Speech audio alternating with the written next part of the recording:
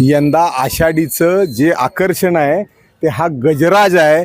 जवळपास 12 फूट उंचीचा हा गजराज दिसतोय आपल्याला। हा आता या वेळेला आषाढी यात्रेच्या मध्ये सामील झालेला आहे। हा वाटताना तुम्हाला खराखुरा हत्ती वाटतोय, अगदी खराखुरा हत्ती आहे। त्याचे सोंड हलतीये, कान हलताय, ते सर्व ह्याच्या हालचाली जिवंत हत्तीप्रमाणे आहेत। पण हा हत्ती हा रोबोटिक हत्ती आहे आणि भाजपच्या खासदार प्रसिद्ध सिने अभिनेत्री हेमा मालिनी यांनी पंढरपूरच्या इस्कॉन अर्थात हरे राम हरे कृष्ण मठाला हा हत्ती सप्रेम भेट दिलेला आहे। हा हत्ती बॅटरीवरही चालतो, जनरेटरवरही चालतो आणि आता हा हत्ती 23 तारखेला यांच्या पालखी सोहळ्यातही सामील होणार आहे। इस्कॉनच्या आपल्यासोबत इस्कॉनचे प्रतिनिधी आहेत। मला सांगा, हा जो गजराज आलेला आहे तुमच्या ह्याच्यामध्ये, काय याचं वैशिष्ट्य काय? हरे कृष्ण, मी शंकरारण्य दास आहे।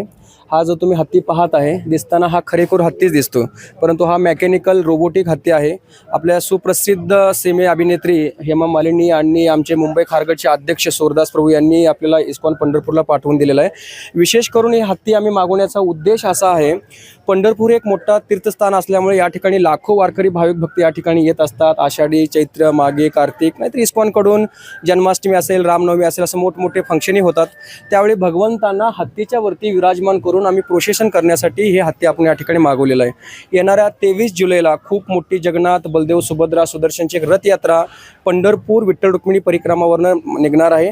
त्यावेळी जगन्नाथजींना या हत्तीच्या वरती विराजमान करून 35 देशात समवेत भक्तासोबत या हत्तीची मिरवणूक काढणार आहे। तर या हत्तीची ओपनिंग आपल्या जिल्ह्याचे पालकमंत्री जयकुमार गोरे साहेब, इस्कॉनचे वरिष्ठ संन्यासी मिनिस्टर परमपूज्य लोकनाथ स्वामी महाराज यांच्या पावन हस्ते या हत्तीची ओपनिंग होणार आहे। मला सांगा, हे कशावर चालतो, याला काय काय? हे पूर्णपणे रोबोटिक सिस्टीम मध्ये आहे। ह्याला बॅटरी बॅकअप आहे आणि इलेक्ट्रिकल वरती पण चालतो। काय काय हलवतो? सोंड? हे पहा, तुम्ही पाहत असेल, सोंड पण ऍक्टिव्हिटी आहे, दोन्ही कान हलतात, डोळे उघड झाक करतो आणि ह्या सोंडाने विशेष करून पाण्याचा फवारा मारतोय।